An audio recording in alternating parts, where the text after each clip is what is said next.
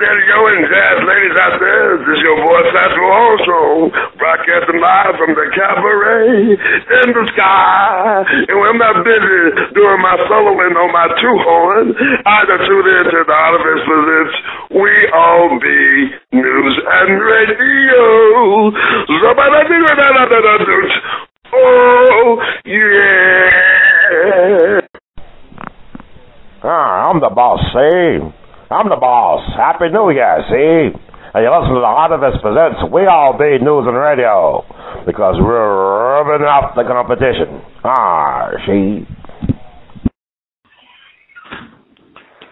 Hello, family. Welcome back to another wonderful edition of the Artivist presents We All Be News and Radio. And tonight's topic is a very controversial as well as current one. We call tonight's topic the best damn Scott Sisters show ever. And we're dealing with the horrible but true story, and in some ways triumphant story of the Scott Sisters. Once again, this is R2C2H2, the Artivist. Please feel free, fam, to call in. This is a live talk-in show. We got some of the key players in the grassroots effort to release the Scott Sisters. But we know, as we all know, that this is a systemic problem. America has 25% of the world's prison population. So we got like 2 million inmates in the prison system of our nation. That's 25%. That's more than China or Russia or any place in the world. And over, I guess, a good half of that are people of color. I'm talking about African American, men and women, folks of color. And an increasing number of that makeup in the prison population is, of course, African American women. So this is like an alarm about the breakup of the black family. And this is not only about the black family, but about the privatization of people misery, the prison industry death complex. So feel free to call in, area code 646-652-4593. We're about to open the chat rooms. If you're scared to get on the air, you express your point of views and opinions in the chat room, or you can hit us up by email at r2c2h2@gmail.com. That's alphabet R, numeric 2, alphabet C, numeric 2, alphabet H, numeric 2 @gmail.com. Before we get into our segment, this is a very important segment. We're going to, I know there's people on the line waiting, very important. Honorable people, I appreciate y'all for waiting. We're going to get everything situated. I want to play a little tune to get us all in the mood. To talk about this very important issue, because this is a very important issue. I'll tell once again, everybody, please call in. Area code 646-652-4593. And it's time for us to take control of the situation, because we are the painters, and this is We All Be Radio. And that was Brother Ref Allen, was the painter, and Happy New Year, everybody. It's a new year, new day.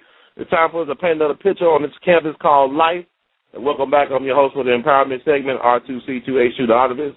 And this is We All Be News and Radio. It is time for us to begin our very important segment on the Scott Sisters. The Scott Sisters free at last, the final epilogue, or a new beginning. That's the panel discussion for tonight. And we're going to get into the airways are very much packed. So we're going to unpack them. Brother Chokwe Lumumba, are you there? Yes, sir. Good evening to you and to your other guests who are on there. I understand Sister Jaribu's on and Ms. Rasco. I want to say good evening to them and to everybody in the audience. No, it's an honor to have you on, sir. This is Brother Chokwe Lumumba, a true freedom fighter extraordinaire. The guy who represented the Scott Sisters, basically did it, made a way when there was no way. And he's like a miracle worker. He's a cold miracle worker. How you doing tonight, sir? I'm doing well. Good. It's an honor to have you on. And Sister Margaret, are you there? Sister Margaret Block? Yes, I'm here. Thanks for being patient. Well, Happy New Year to you. You doing all right tonight? Okay, Sister Margaret Block, freedom fighter. Okay, great. I'm glad to hear that. I do got Sister Jaribu Hill. Are you there, sister? Yes, I am. Thank you for being so patient. I'm sorry for the long. I was trying to educate the populace a little bit about the Scott Sister case. How you doing tonight, ma'am? Doing good. Thanks for having me on. It's an honor to have you on. Sister Jaribu Hill should be making the rounds. He's another grassroots organizer on the ground in the state of Mississippi executive and founder of the Mississippi Workers Human Rights Center, correct? Mississippi Workers Center for Human Rights. Center for Human Rights. All right, got you. But you're a true freedom fighter. I know you've been making the rounds this past weekend talking about this case. And we got a couple of people on here.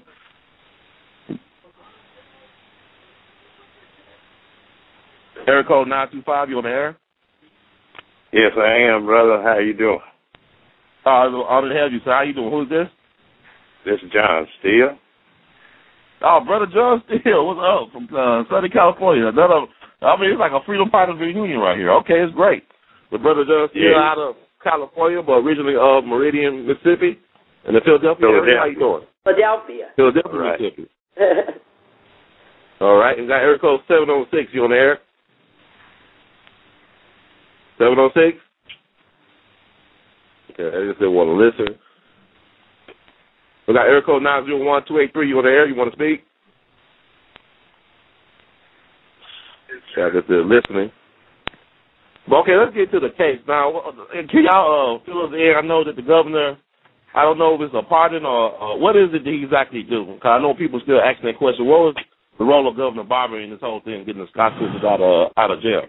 Okay, what he did, he suspended the sentence of Gladys and Jamie Scott.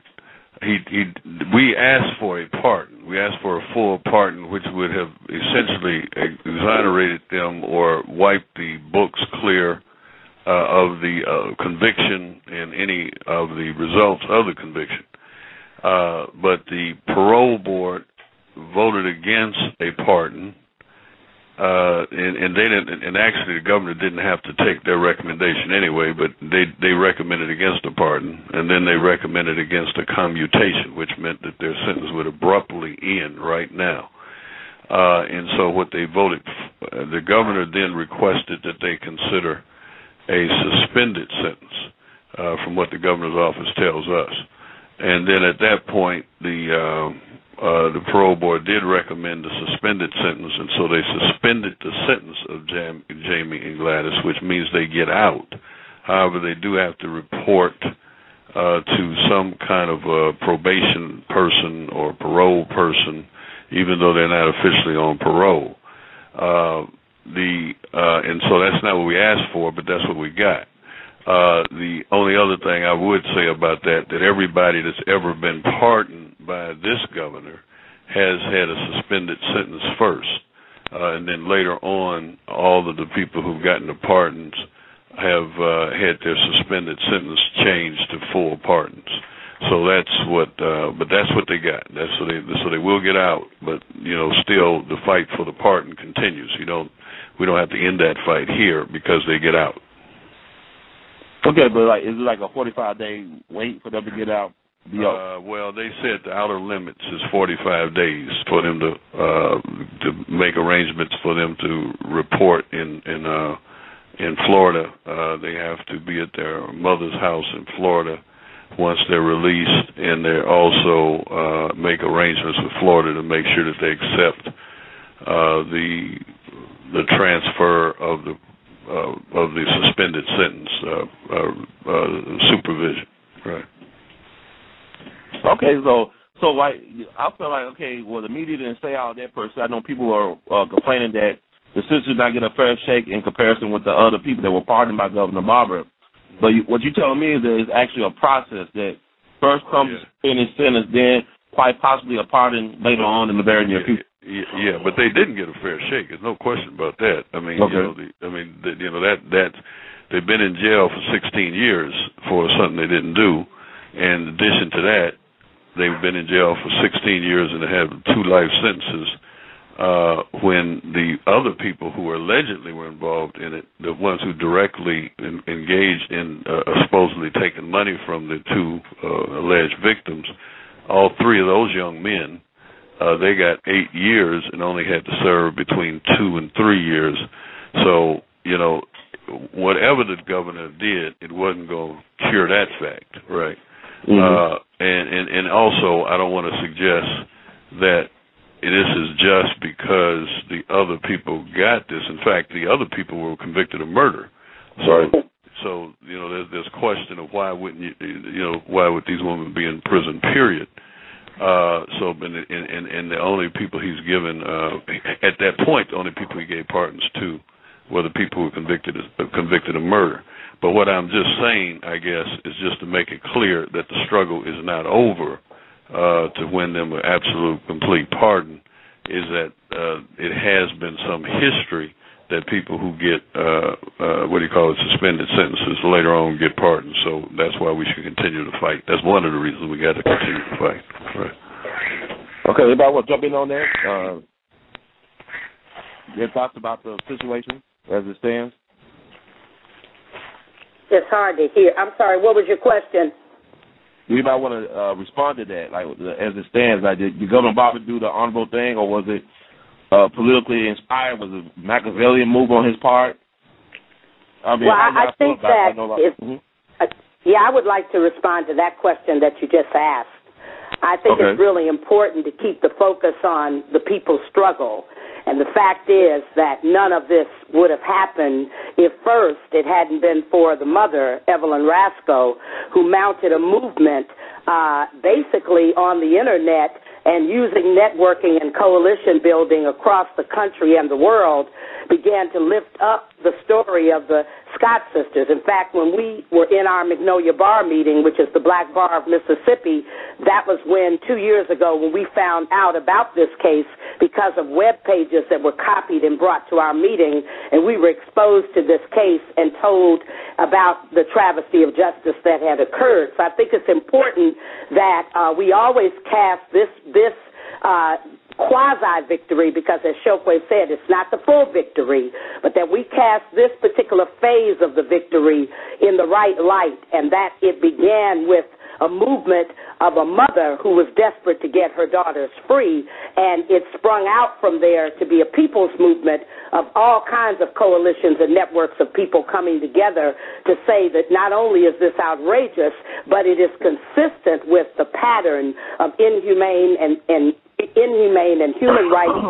inhumane violations that our people have suffered from since we were shackled and bound and brought to this country. And I will say also that Haley Barbour has been in office for at least 2 terms, and at least 8 of those years when the Scott sisters were in prison, Haley Barbour was the governor at that time. So the question still comes around again with all of the talk about Haley Barbour not knowing about the conditions and not knowing that people were in prison with whose kidneys had failed and people in prison are on dialysis. All of this is suddenly a shock to him. I think we have to remember that all of these elected officials who are connected and all of the administrators, like the Commissioner of Corrections, they all knew about the conditions. They all knew about the Scott sisters case, and nobody did anything at least substantial. I'll say nobody did anything substantial until the movement was mounted. So the people's movement deserves full credit. Evelyn Rasco and her courage and convictions and perseverance in the face of what many mothers may not have been able to endure, she was able to do it, and she's taking care of the children and grandchildren of these 2 young women. And I just think we have to continuously lift up that struggle and keep fighting. As Chokwe said, keep fighting for ultimate victory, which is to truly vindicate our sisters who never should have been incarcerated and vindicate all those who are wrongfully incarcerated across this country. Brother, can I add to this? Mm-hmm. Yeah, go ahead. Well, just 2 weeks ago, our governor, Haley Barbour, was in a bad situation as far as race, as far as his talk about the KKK and the Citizens Council. They say he wants to be president. He also extended an invitation to the 61 civil rights workers for a reunion this coming May in Jackson. He will not get that support until he come around. As far as being a person of civil rights. We have a lot of racists who now want to play the race card. But now to get favoritism is a little late. Why is it that the Scott sisters are not released immediately because of the medical needs of Jamie Gladys, right? Jamie. It's Jamie. Jamie has medical needs. Why is the hesitation? Is it for a build-up of some kind? For the hero's working of Haley Barber? We question if his whole initiative is genuine. I have to put in, Sister Evelyn Rasco. Are you there, sister? Yes. Hey, Miss Rasco. Hey, how you doing? All right, girl. Jaribu, you spoke the truth. I was listening to what you were saying. Everything you said was exactly correct.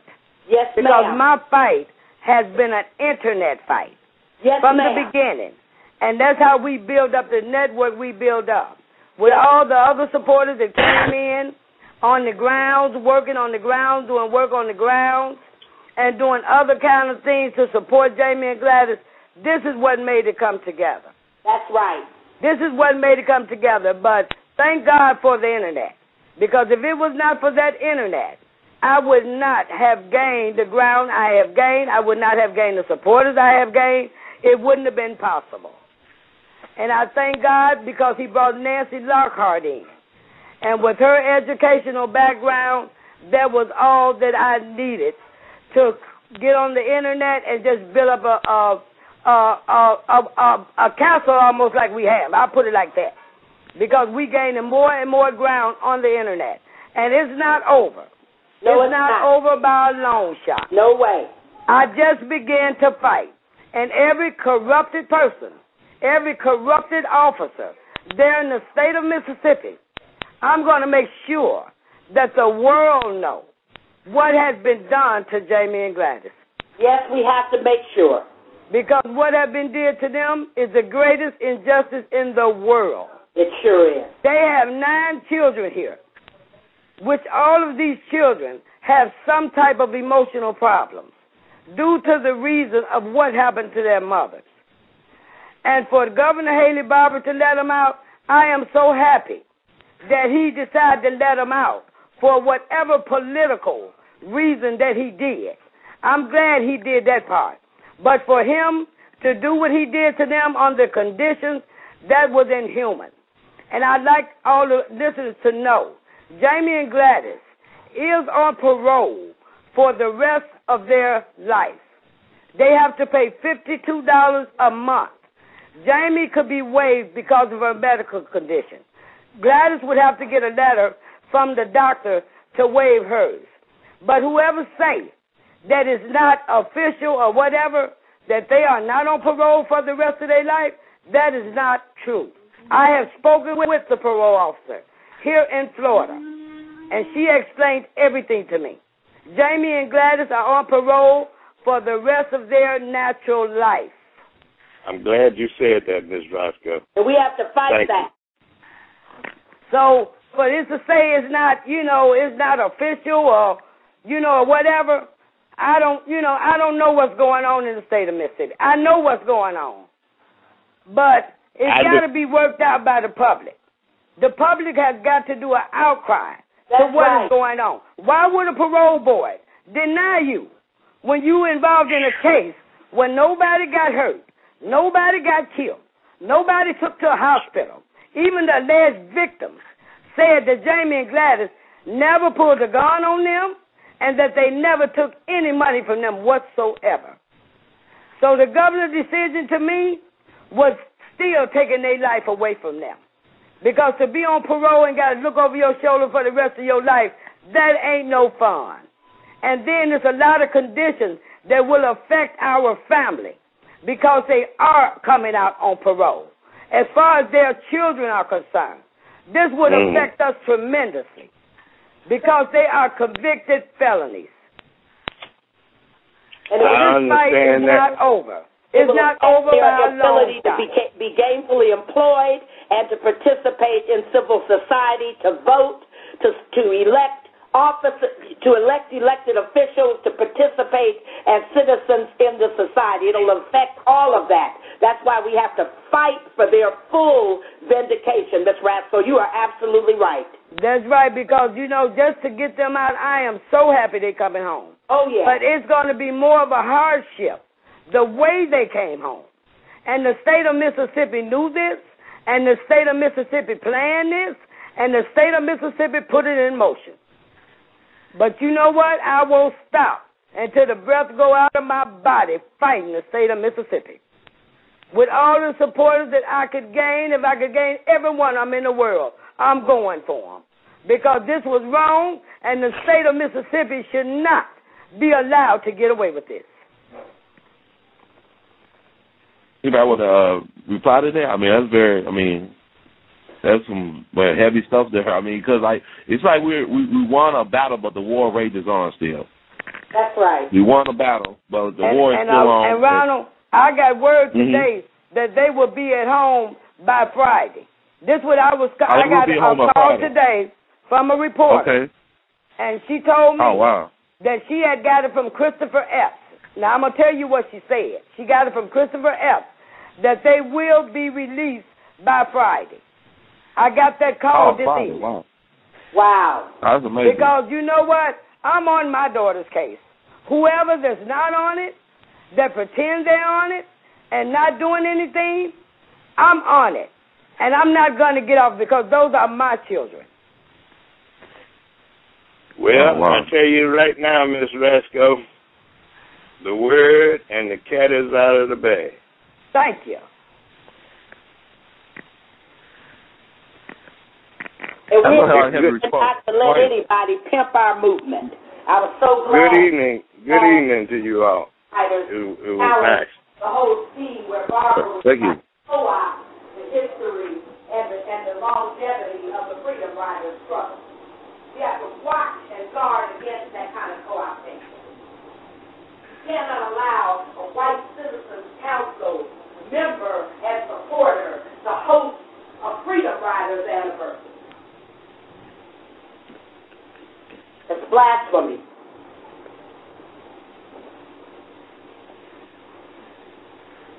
Okay, I want to. Everybody heard it first. The Scott Sisters will be out this Friday, as told to Sister Rasco by Chris Epps, who's over the Mississippi Department of Corrections. I had a chance to talk to Brother Charles Evers, who's a well-known civil rights legend, activist, entrepreneur in the Jackson area, to get his response to the whole situation concerning the Scott Sisters. Right. And this is what he had to say. I want y'all to listen to it very closely. I'm here with legendary civil rights activist and business entrepreneur extraordinary, Mr. Charles Evers. How you doing today, sir? I'm fine. I just want to get started insight about the Scott Sisters case. I know a lot of people have a lot of things to say. I just want to congratulate you on your part in making sure that these sisters had a chance to get out of jail. Well, I don't need to take the credit. All I want to do is thank the governor for letting them out. All this other bullshit that we're hearing from everybody. You know, when are we going to all be satisfied?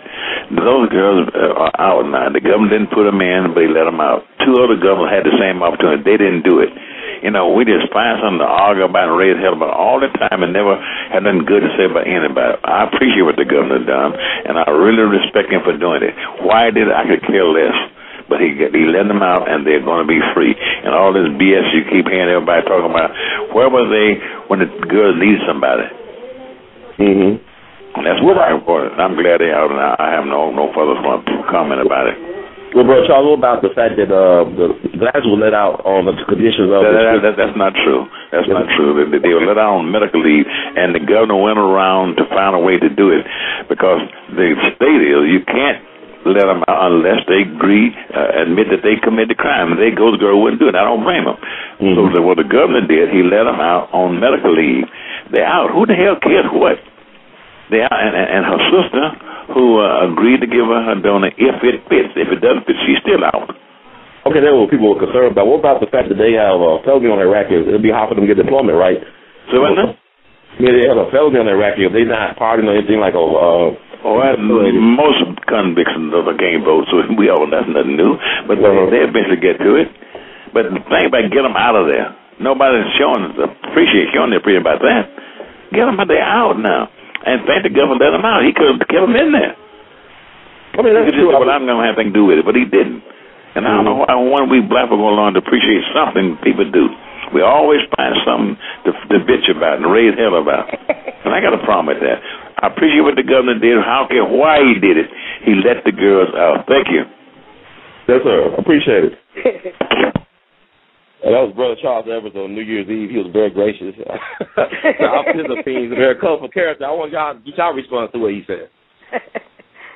I don't have no response. Well, I don't have any response to it except what I said before. I'm underscoring everything I said, and what he said doesn't change it. With all due respect to him, and I respect him, and I have to respect him because he is the brother of Medgar Evers, another victim of Mississippi injustice. So but I stand by what I say. I don't think that we should launch any kind of praise mobile for Haley Barbour. Haley Barbour's track record goes way beyond the Citizens Council comments that he just made recently. He also said that the Mississippi Delta, the problem of the Mississippi Delta is illegitimacy and a lack of economic development. He himself is from Yazoo County, which is in the Mississippi Delta. This man is vile. And we could sit on the phone all night and talk about who deserves praise and who we should be grateful to. I got a problem with black folks always being grateful, especially to the very people who are our oppressors. And why are we complaining? Because we're not free. And the reason we aren't closer to being free is because a lot of times, instead of complaining and protesting, we acquiesce and accept our oppression. Hallelujah. So I will never be on Haley Barbour's bandwagon. And I applaud Diane Nash, John Steele, and all the other freedom riders who are not going to be hosted by this despot when the 50th anniversary of the Freedom Riders occurs. We should all do the alternative protest activity. We should not go to the governor's mansion and celebrate the Freedom Riders in that pit. We should not do that. Hallelujah. Yeah. This is Chokwe Lumumba. I think that it's clear that what the governor did was for political reasons. What Abraham Lincoln did was for political reasons. And just as we should be clear on that, we should be clear about what the governor did. In other words, Abraham Lincoln issued the Emancipation Proclamation. If you read the Emancipation Proclamation, not because he was really trying to help us, he issued it because he was trying to win a war, and he needed us to get killed in that war so that he could free us. This governor saw an opportunity to try to advance his national profile.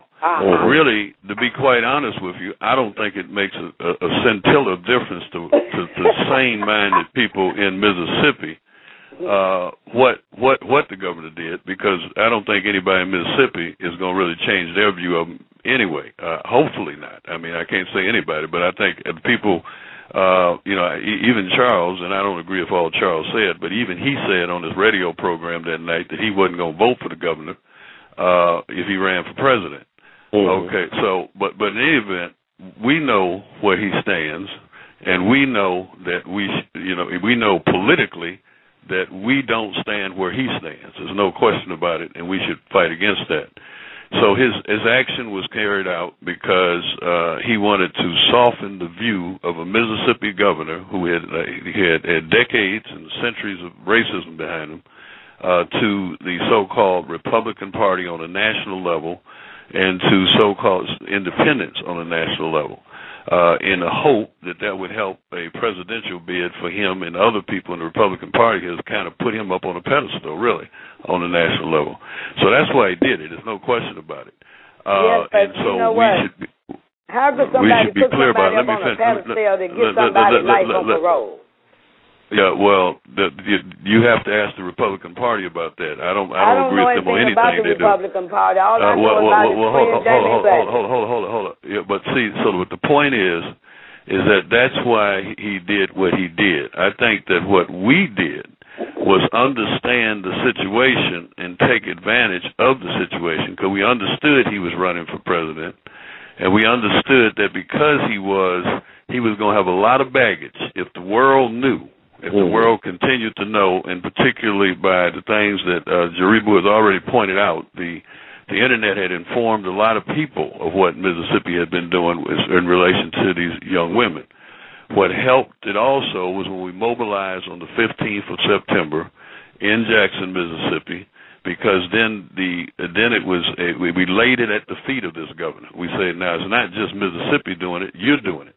And if you're going to parade around the world and around the country as a so-called progressive person, then you're going to have to explain this to the world. And so what I think he did is that he took the political opportunity to try to characterize himself as a more quote-unquote humane or moderate kind of person. But at the same time, the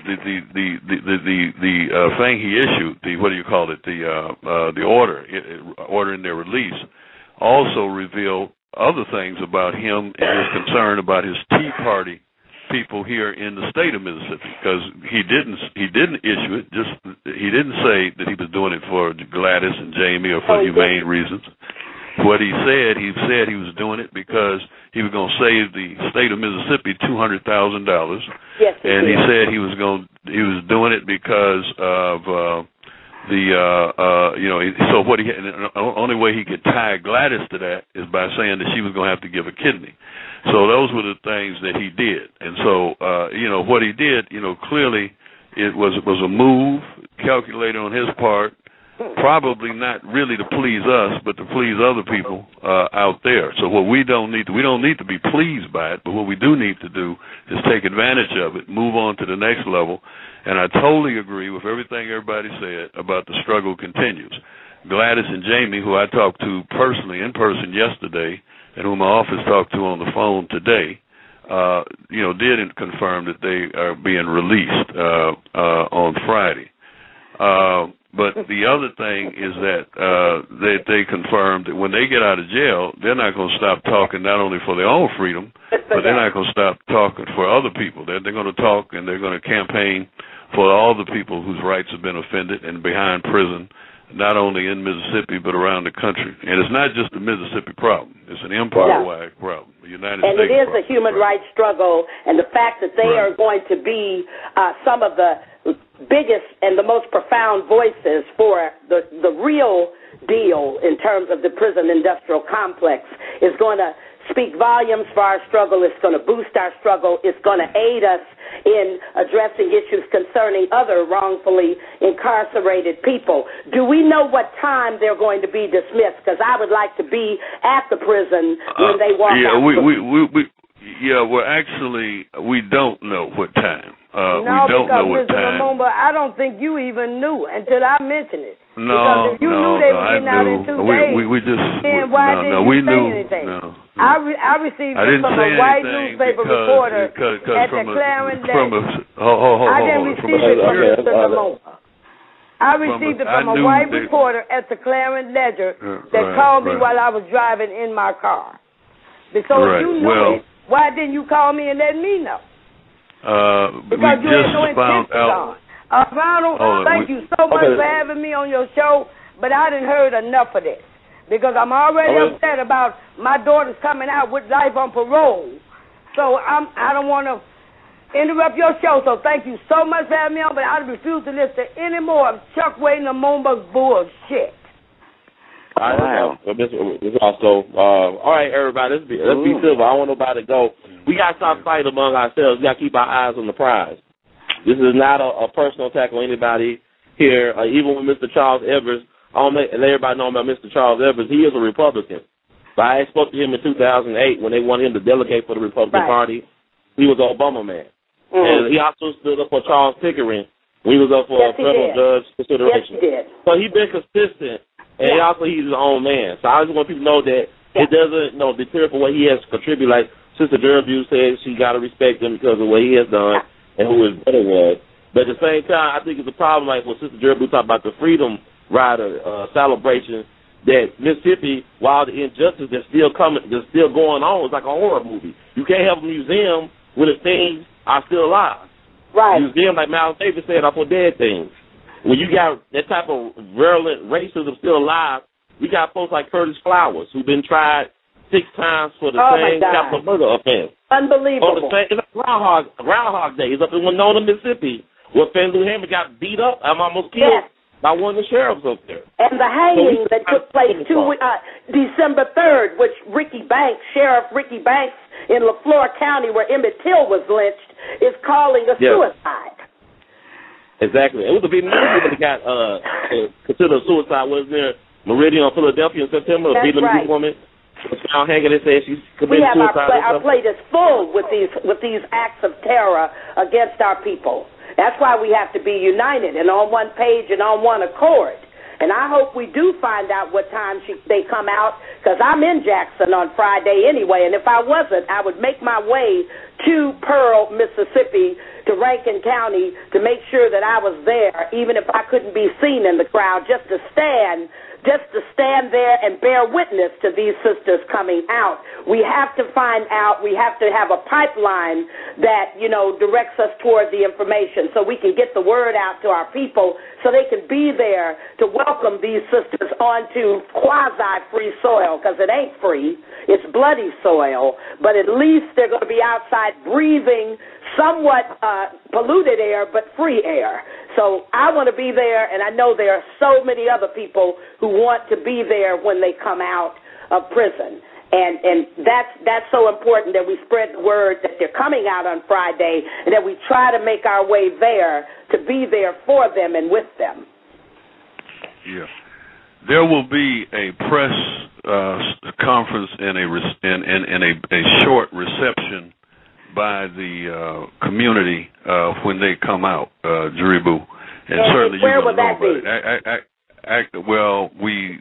It's probably going to be at the Walthall Hotel. What do you call it? The Roberts Walthall now. But what about when they walk out the gates? I mean, can we know what time they're coming out so we could be, if we want to be over there, when they come out, is there a way for us to find that out? Because I want to be there when they come out. I promised them that I would be there when they walk out. Yeah, well, we will find out as soon as we can. When we talked to Charles Epps, or Christopher Epps, I'm sorry. Christopher Epps did not know the time that they were going to come out the last time. I'm sorry. We talked to him, and we're trying to find that out now. But we are not going to be able to spend a lot of time outside that gate. It's not really set up well. I want to be outside that gate. I want to be there. I know we're not going to stay a long time, but I want to be there as part of the historical moment when those sisters walk out. I think that there are others of us who want to be there. Want to be there with them when they walk out. And we know we don't want to spend no time over at the prison, but we want to be there. We want to say to the world, we're here for you.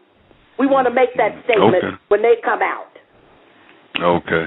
And I don't think a reception would be, I think a reception is important. I think that's great. But I think the impact of us being on those prison grounds when those sisters come out tells the world that we are their protectors and we're going to stand with them and we're not going to let anything happen to them. And I definitely think that there should be a pipeline of information flowing so people can know, so they can get there. And I know people would get there if they could. I definitely, it sounds like a great idea. I just want everybody to know that a lot of times we're not used to understanding what movements are all about. We all can agree to disagree agreeably so. And, just because you have one idea about how to do things, there's many ways, as I say, to skin a cat. So, I mean, a lot of our people, like I went to a Kwanzaa program last week, and I heard some sisters who participated in the sit-ins in Memphis at the university, the 109 and all this other stuff. And I keep on thinking to myself, like, where are the student activists? And they say to themselves, we don't tell enough of our own history. People don't have an understanding of the people's narrative of history, how things actually get done. And there's going to be a lot of fight among family, but it's still all love. So I want everybody to know that this is not, people going to, it's a lot of passion. So you're dealing with people's lives here. Right. So, I mean, but I think, brother, and I appreciate you for having the forum for us to be on. But I also think we have to begin to call a spade. If someone is actually an apologist that continues to lift up the very people that oppress us, we have to check them. We have to make sure they know that we understand that they are making political errors when they champion and praise our oppressors. We can't just sit back and let that roll out that way without saying anything. And I wasn't disrespectful to Charles Evans, but I am matter of fact about my profound disagreement with him about this whole praise wagon for Haley Barbour and any of the other despots that exist in this state. Any of the others, including the black ones, like Christopher Epps, who ignored every last one of our letters and petitions, and now is on the bandwagon as part of the so-called team of people who facilitated the freedom of the Scott sisters. It's just really not true. And Jaribu, my senator was talking about that he's a prison commissioner or whatever he is. Yeah, he's on the corrections committee. Yeah. But he was telling people that they decided that the Scott sisters are no longer a threat to society. Right. He's a mouthpiece for Haley Barbour. Yeah. That's what he is. And someone who's supposed to tax groceries every legislative session in the poorest county in the Mississippi Delta. My home county, Bolivar. Senator Willie Simmons. And shame on him. Oh, okay. Shame on him. Yeah. He votes to tax groceries. He and John Horn both. And we need to begin to expose these people because they are race traitors. And they're also traitors for the poor. But Jaribu, Chokwe, I want to ask you a question. If he's on that board, does he have any right to have a restaurant on Parchment grounds? That's a conflict of interest right there. He's a state senator. Yeah. Does he have a right to have a restaurant on Parchment grounds? Yeah. He's got a restaurant on Parchment grounds. That's his restaurant over there? Well, it was. Yeah. I don't know if he is now or not. No wonder he check the records. No wonder he votes for Barbour. Check the records. Well, no, Parchment's a state institution. He shouldn't be taking advantage of any economic opportunities on state property. It's a conflict. Yeah. Well, they have restaurants for the workers to go to and stuff like that. Okay. Not for the prisoners. Yeah. It's a restaurant for the workers. Yeah. Well, that seemed to me. That would be inappropriate if he's got a restaurant there and it's a prison grounds owned by the state and he's supposed to be a state. What is he, a state senator or senator? Right. Senator. Right. Also, I want to tell people too. This is very important. People understand that Mississippi got more elected black officials than any state in the whole entire union. You better believe it. Elected population is about 30% black. That's right. You got all this going on, but yet the it's so flaccid. The political process is saying among the black caucus. So I don't know what's going on, but a lot of folks committing suicide from hanging from trees. A lot of folks have been retrialed in Groundhog Day terror trials. I don't know what's really going on. It's really a sham. But Chris Epps is a black man who is the head of the Mississippi Department of Corrections. So it ain't about your color of your skin. It ain't about your appearance. It's about your ideology. It's about your beliefs. It's about your understanding of what's going on. Because there are a lot of gatekeepers around here that look just like us. You better believe it. They don't give a damn about you or I, and they don't really care. They got their agendas. That's what they got. And also Haley Barbour, too. I want to see people understand the significance of this victory, of this battle.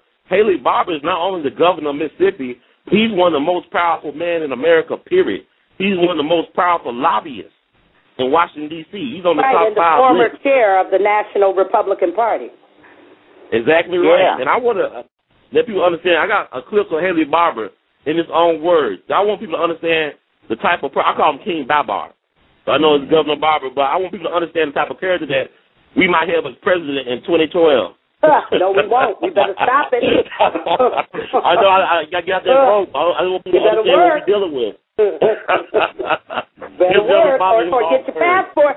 Governor Barbour in his own words. I mean, this guy want to be president, And he's one of the most powerful men in the country. Yeah, I remember. You were talking about Michael Steele in the first part, and the second part, the controversy, with the Confederate holiday in Virginia that he was addressing. Well, look, do you know they have Robert E. Lee Day down here? Yeah, and they call it Martin Luther King Day / Robert E. Lee Day because Robert E. Lee was born on January 15th. Can you believe that? No. But you're a terrorist. National holiday. Yeah. Do you remember when Haley Barbour said that? Because I asked him personally and cussed him out when he told me about the Head Start program. I asked him was true what he said, that Head Start children might as well go to a whole house and sit on a piano bench all day. He said that. He said that. He's talking about our children. Yeah, and I got a chance to cuss him out for all of us. Good for you. But he said that, see, and he is, I know, ask Curtis Austin about him if you really want to know about Haley Barbour. Because, they from Yazoo City. And then Haley Barbour. Now, I was saying all this to say that it was actually a miracle that the sisters saw daylight at all. I mean, it's a miracle that it was a people's pressure point. That's what happened. Exactly. People's pressure point. And a way of trying to sanitize those white citizen comments and segregation wasn't a bad thing comments, trying to clean up those political faux pas, just like Trent Lott said the country would have been better off if Strom Thurmond had won the presidency. They always at some point trip up and say what they really mean. Like Pickering said, I don't have no problem with black people. My son brought his black friend home and I fed him a steak. Wow. Because they think all of us just want a crumb from their table. We have to reclaim our dignity and straighten up our backs. We sure do. But the part that I want to address too, like the fact that there's a lack of any type of museum in Mississippi that pays homage to the civil rights movement for a reason, but also the fact that they're trying to make money off the civil rights movement and the blues trail. Yeah. They want to address the needs of the people in the co-optation of the Freedom Ride anniversary, where Haley Barbour is the co-host, if you can understand that. I don't know who he's going to be hosting because they are not coming. The Freedom Riders are not coming to Mississippi because of Haley Barbour. I hope not. I hope people boycott it. I might meet them up in D.C. Although I wasn't a Freedom Rider, but I was with them so long, I don't know the difference now. Well, you're a Freedom Rider. But they're not coming to Mississippi. Good. And that's what Haley Barbour and even Jerry Adams from my congressman's office just told me, they're coming. Because Benny said they were coming. Oh, really? Is that right? Mm-hmm. Well, we'll see about that. That's what I told. Concerned about him coming. He don't need to come either. He better not.